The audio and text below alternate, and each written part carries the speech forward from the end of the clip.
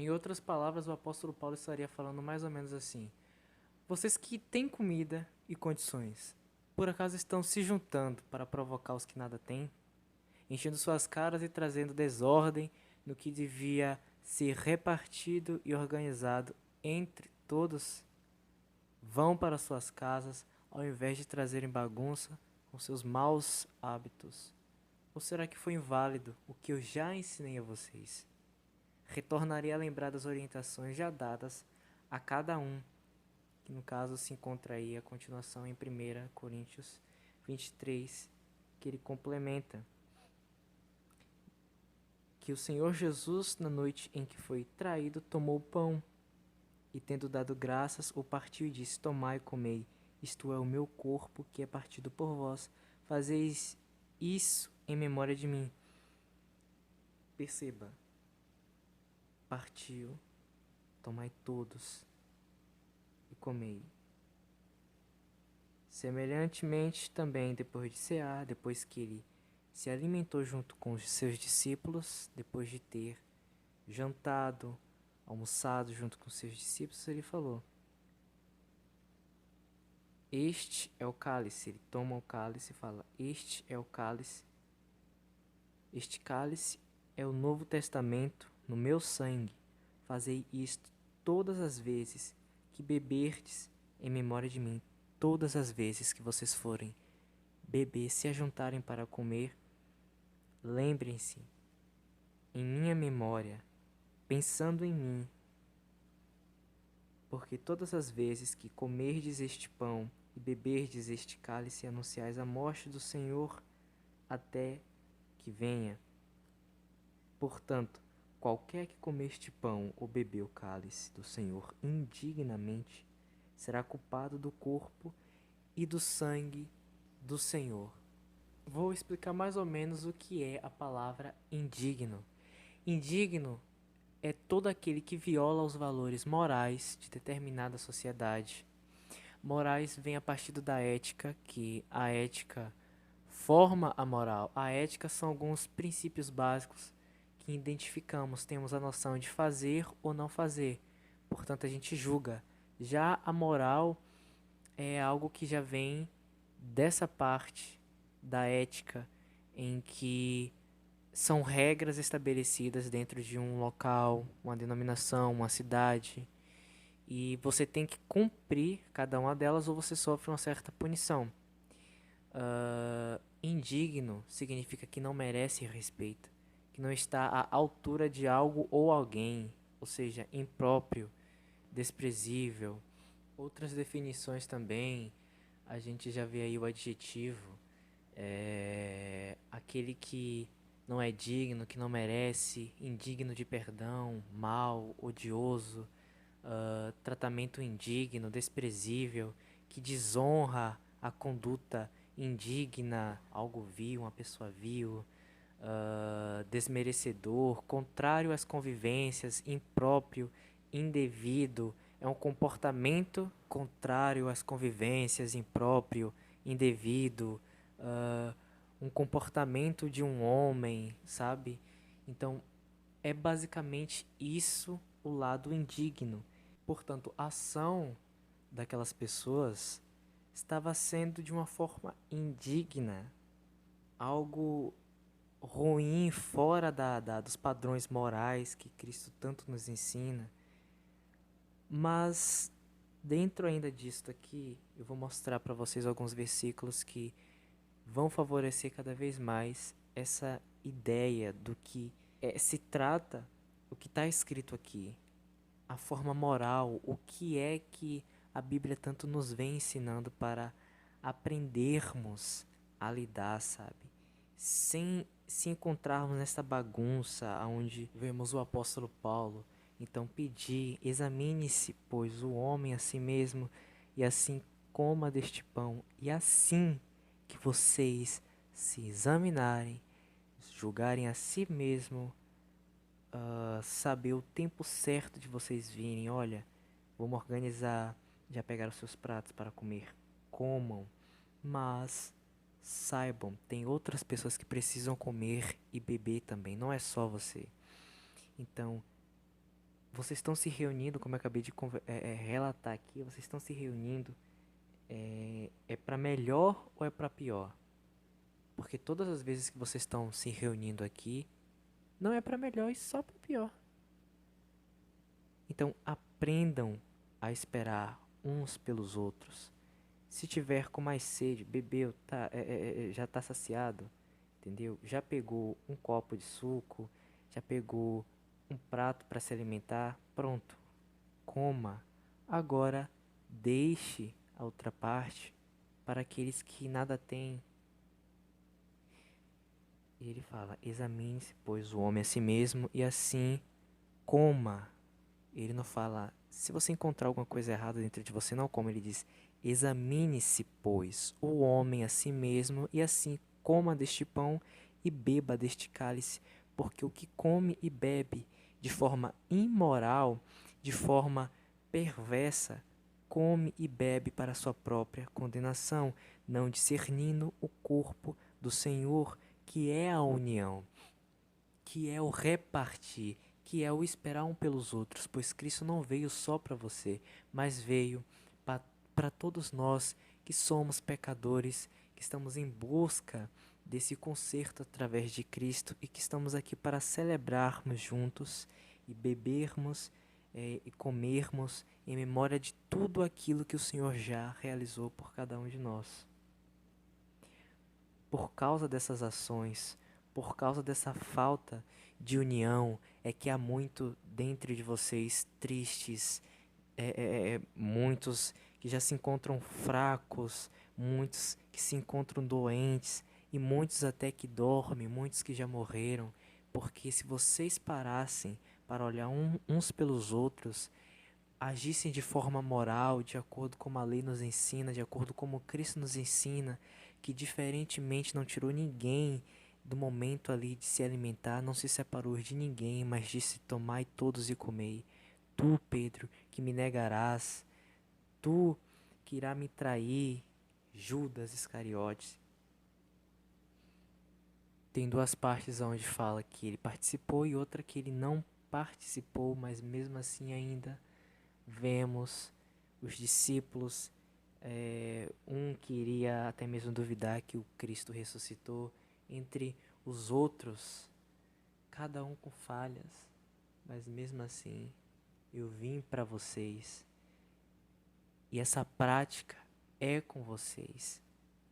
Então todas as vezes que vocês forem se ajuntar para dividir e comerem, beberem, lembrem-se da união que Cristo nos ensinou de termos, que é o repartir, ter compaixão pelos outros.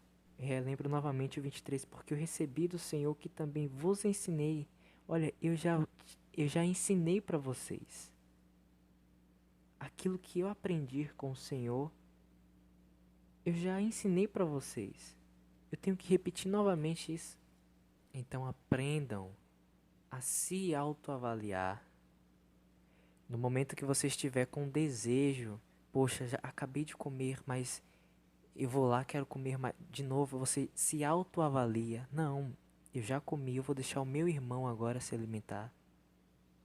Quando você faz isso, quando você se julga, nós somos livres de cometermos um pecado gravíssimo contra o meu irmão. Portanto, não estaremos sendo ajuntados para o dia do juízo. Portanto, meus irmãos, quando vos ajuntais para comer, esperai uns pelos outros. Mas, se algum tiver fome, coma em casa, para que não vos ajunteis para o juízo. Lá em Tiago 1, 25, vai nos mostrar umas coisas bem interessantes sobre cumprir a palavra, a lei, que diz assim no 25, primeiro 25: aquele, porém, que atenta bem para a lei perfeita da liberdade, olha, a lei perfeita da liberdade, você é livre, e nisso persevera, não sendo ouvinte esquecido, mas fazedor da obra, este tal será bem-aventurado no seu feito. Se alguém entre vós cuida ser religioso e não refreia a sua língua, antes engana o seu coração, a religião desse é vã. A religião pura e imaculada para com Deus e Pai é esta: visitar os órfãos e as viúvas nas suas tribulações e guardar-se incontaminado do mundo, a bagunça que há no mundo, a falta de uma lei, uma moral, uma ética, essa forma de você tanto ser um religioso e não refrear sua língua, não refrear essa mentalidade, essa natureza sua, que te deixa de uma forma tão vã, é, tão cheio de si, manipulando, agindo de forma errada, pela enganação do seu próprio coração e do seu próprio entendimento, porque você julga que aquilo é certo. Então você não está mais sendo atuante, um cumpridor da palavra do Senhor. Que no caso, já passei para vocês o que o Senhor nos orienta, a forma moral, ética, que devemos agir um para com os outros, que é essa união na qual faltou na igreja de Corintos, e o apóstolo Paulo, ao saber daquilo, ele então começa a escrever essa carta para tentar abrir novamente a visão de tudo aquilo que ele já ensinou, e novamente apontando para Cristo. E o interessante é que logo após o Tiago ele continua falando sobre acepção de pessoas. Meus amados, não tenhais a fé de nosso Senhor Jesus Cristo, Senhor da glória, em acepção de pessoas. Porque, se no vosso ajuntamento entrar algum homem com anel de ouro no dedo, com trajes preciosos, e entrar também algum pobre com sórdido traje, e atentardes para o que traz o traje precioso, e lhe disserdes: assenta-te tu aqui no lugar de honra, e disserdes ao pobre: tu fica aí em pé, ou assenta-te abaixo do meu estrado. Porventura não fizestes distinção entre vós mesmos? E não vos fizestes juízes de maus pensamentos? Olha, vai ligando com Coríntios aí. Ouve, meus amados irmãos. Porventura não escolheu Deus aos pobres deste mundo para serem ricos na fé e herdeiros do reino que prometeu aos que o amam? Mas vós desonrastes o pobre. Porventura não vos oprimem os ricos? E não vos arrastam aos tribunais? Vejamos aí os engravatados, né, entre esses homens poderosos que destroem aos menores, né? Porventura não blasfemam eles o bom nome que sobre vós foi invocado? Vemos também doutores das leis, onde eles oprimiam aos cristãos também, e as pessoas cheias de si. Porventura não blasfemam eles o bom nome que sobre vós foi invocado? Todavia, se cumprirdes conforme a Escritura, a lei real, amarás a teu próximo como a ti mesmo, bem fazeis. Amar o meu próximo. Eu não vou ser juiz contra o meu próximo, então não estou numa posição de julgar o meu próximo, independente de quem seja. Eu não posso pesar um pobre. Se o pobre está com fome, deem comida ao pobre, sem fazer acepção, ou porque chegou um bem arrumado, um que você julga. Não, que é isso? A moral, a ética é para todos. Mas, se fazeis acepção de pessoas, cometeis pecado e sois condenados pela lei como transgressores. O que aconteceu em Corintos? Enquanto uns comiam, se embriagaram, porque essas pessoas tinham condição. Esse apóstolo Paulo chamou a atenção para eles irem para suas casas. Ora, porventura não tem casas? Vocês não têm condições? Vocês não têm dinheiro? Será que vocês não têm noção do que vocês estão cometendo? E outra, se é para vocês agirem dessa forma, mesmo depois de ter ensinado a vocês o caminho, por que vocês ainda estão aqui? É para envergonhar os pobres? Porque eles vieram aqui para se alimentar. vendo vocês com essas práticas aí, onde vocês comem na frente deles e deixam ambos lambendo seus beiços, o que vocês querem que eu faça? Eu vanglorie vocês? Que eu bata a palma e disse parabéns?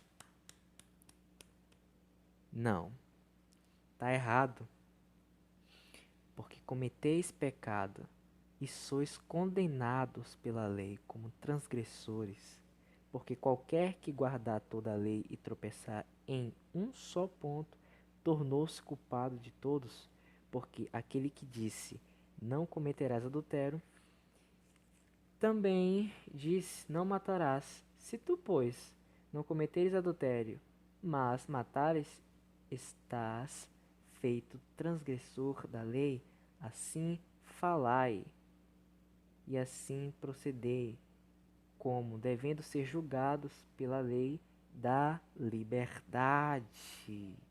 Porque o juízo será sem misericórdia sobre aquele que não fizer misericórdia, e a misericórdia triunfa do juízo. E aí? Se você não tem misericórdia de um faminto, o que será de você? Sendo que todos nós somos pecadores e cometemos falhas, a gente mal sabe, não é? E estamos cometendo aí transgressões, sendo dependentes dessa misericórdia, da paz do Senhor. E outra coisa também que ocorre ainda no Tiago 4:11, irmãos, não falais mal uns dos outros. Quem fala mal de um irmão e julga seu irmão, fala mal da lei e julga a lei. E se tu julgas a lei, já não és observador da lei, mas juiz. É o que faz. As pessoas olham aqueles que estão assentados e julgam em seus corações. Olha, ali tá pecando, ali tá assim, ali tá assado. Outras pessoas que veem outros ceiando, poxa, tá ceiando, depois sai daqui, volta a fazer tudo a mesma. Tá sendo jogador e sendo juiz, sem saber nada da vida do irmão. Talvez o irmão já tenha até um entendimento e tá triste de acordo com tudo que tá acontecendo ali. E simplesmente diz, poxa, não sinto que temos uma união aqui, que estamos cumprindo de acordo com a maneira correta, ou até mesmo tem muitos pastores que agem com forma de retaliação, de forma injusta em cima dos irmãos e os proíbem de participarem desse momento tão maravilhoso que é o momento de ceia. E aí a igreja simplesmente se torna juiz. E dentro disso tudo, eu vou encerrar mostrando uma passagem onde o próprio Senhor Jesus Cristo ele nos mostra qual das duas posições está correta. Se é a parte do se humilhar ou se é a parte do se exaltar. Eu sou santo. Porque se você falar isso, basicamente você já transgrediu contra a lei, porque não há ninguém santo. Todos nós somos pecadores, ora por isso Cristo não teria morrido na cruz para nos libertar, nos salvar. E outra, a partir do momento que falamos somos santos, somos incorruptíveis, não temos pecado, estamos simplesmente nos colocando como Cristo na cruz. Estamos querendo tomar a posição de Cristo na cruz, como se você fosse o seu próprio bode expiatório e você não dependesse mais de Cristo, já que você é santa. Ora, porque você ainda permanece nesse planeta. Entende qual é a questão? Então vamos lá. E disse também esta parábola a uns que confiavam em si mesmos, crendo que eram justos e desprezavam os outros.